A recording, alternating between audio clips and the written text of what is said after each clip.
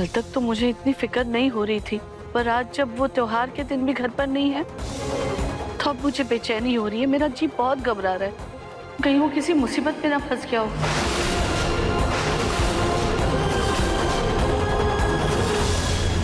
अब तुम्हारी दुनिया मैं हूँ। हमें अपना एक संसार बसाना है। रूही को मैसेज करके बोल दो कि तुम एक मीटिंग में हो और नहीं आ पाओगे।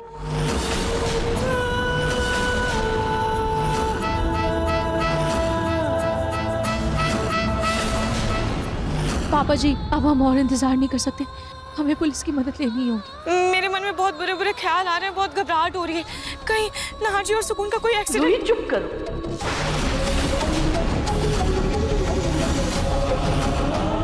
अगर शुभ शुभ नहीं बोल सकती तो कम से कम कुछ अशुभ तो मत बोलो।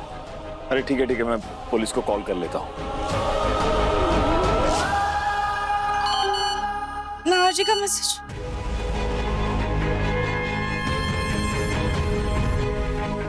क्या लिखा है बेटा? रूही, मैं सुकून के साथ शहर के बाहर आया हूँ। काम के सिलसिले में घर आते आते रात हो जाएगी।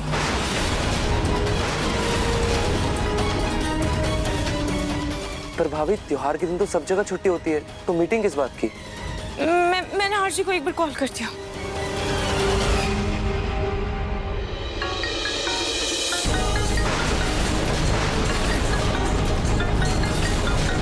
देखा तुमने नहर, जब भी हम दोनों साथ में होते हैं ये रूही हर बार बीच में दीवार बनकर आ जाती है हमारे। तुम फोन ही तोड़ दो।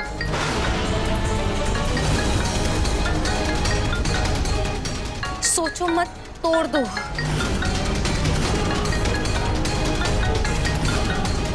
नहर, क्या सोच रहे हो? तुम्हें मुझ में और रूही में से किसी एक को चुनना होगा। तोड़ दो नहर, फोन तोड़ दो।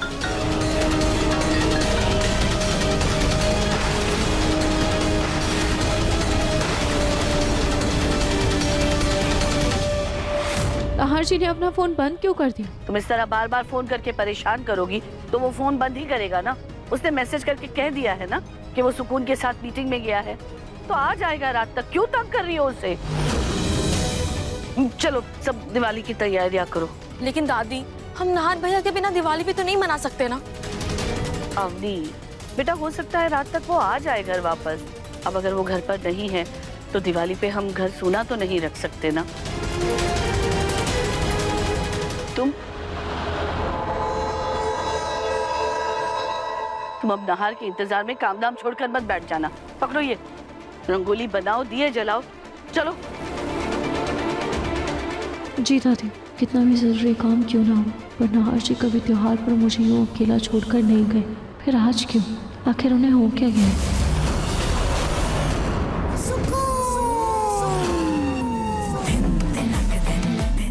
नहार, आज दिवाली के दिन तुम और मैं दुल्हा दुल्हन की तरह तैयार होंगे। ये रहे तुम्हारे कपड़े।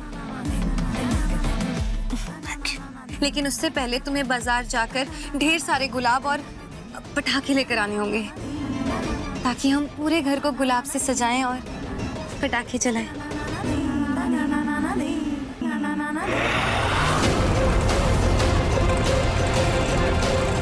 दादी, मेरे से पलटना ऐसा नहीं कर सकती। वो ऐसी नहीं है। वो मुझसे प्यार करती है यार। वो किसी और लड़के के बारे में सोच भी नहीं सकती। शायद तो दूर की बात रही।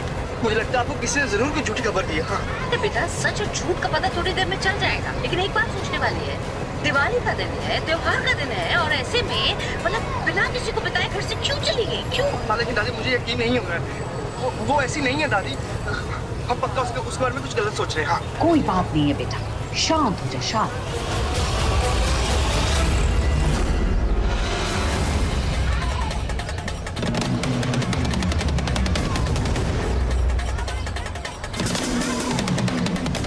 अरे, ये तो नहार है। लगता है ये लोग वापस आ गए। चलो घर पहुंचकर रूही को सबसे पहले शुभकामनाएं देते हैं दिवाली की।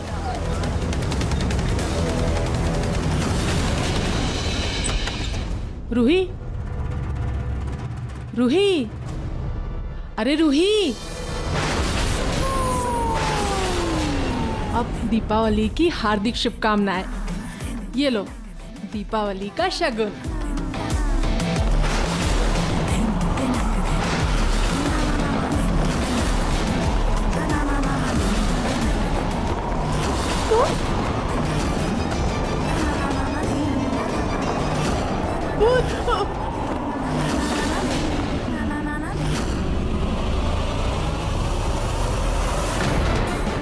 घर तो सज गया है, अब इस कलश को भी वापस मंदिर में स्थापित कर देती हूँ।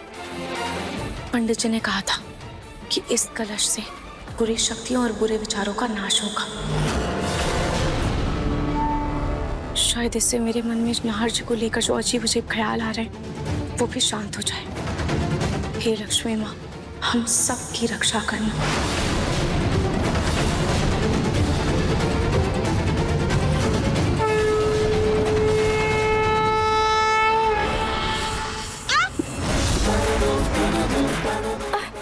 ये नारियल कैसे गिर गया?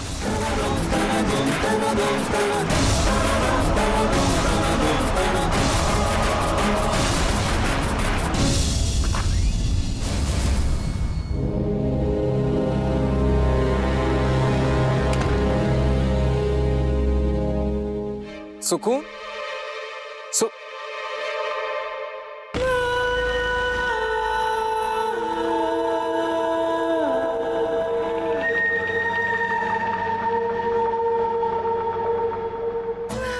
चलो नाहर, सबसे पहले अपना घर सजाते हैं।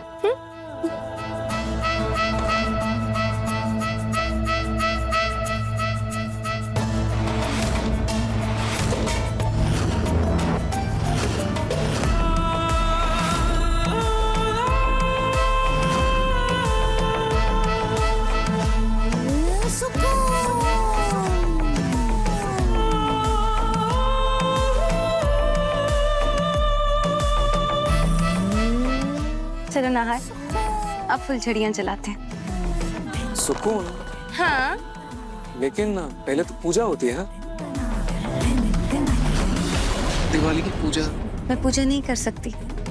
पूजा तो जिंदा इंसान करते हैं ना, और मेरा तो बस एहसास जिंदा है। लेकिन रूही तो हमेशा पहले पूजा ही करती थी। रूही रूही रूही! नाहर, तुम ये क्यों नहीं समझते हो कि तुम्हारे लिए अब रूही नहीं, सिर्फ मैं जरूरी हूँ। नाहर, मेरी आंखों में देखो, तुम मुझसे प्यार करते हो। हम पूजा नहीं करेंगे, हम सिर्फ फुलझड़ी जलाएंगे।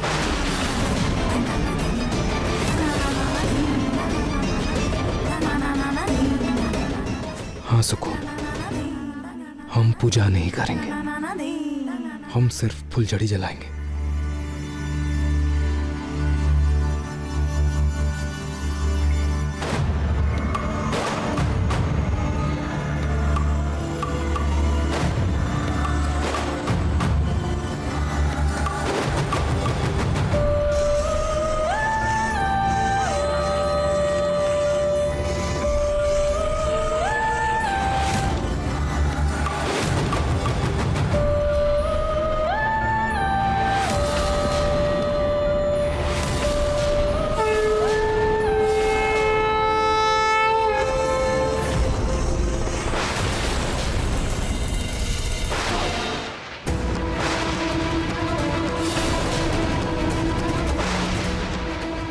नारियल घूमता हुआ सुकून के कमरे तक कैसे आ गया?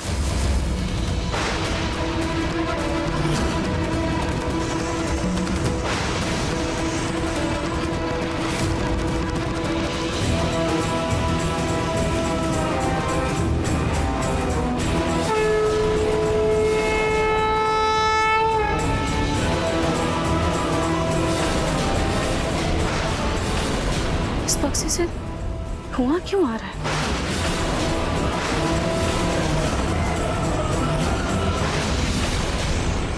इसके अंदर कुछ जल तो नहीं रहा? आग तो नहीं लग गई?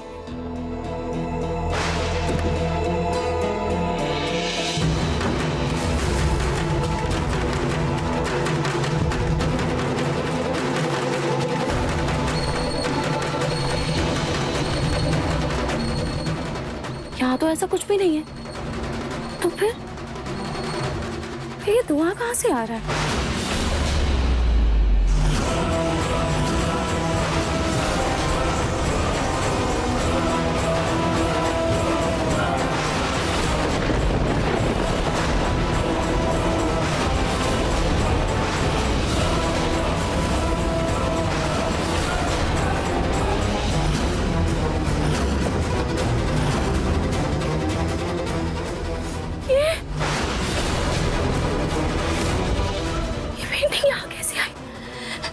पेंटिंग को तो मैंने फेंक दिया था ना, तो फिर सुकून के बक्से में कैसे आई? और अगर मिली भी तो सुकून इसे घर में लेकर क्यों आई?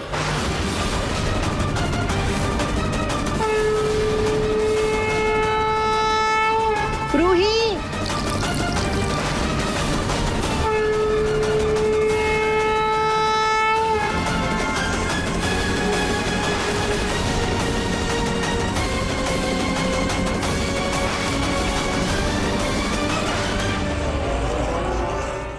मन सुंदर रात 8 बजे दंगल टीवी पर।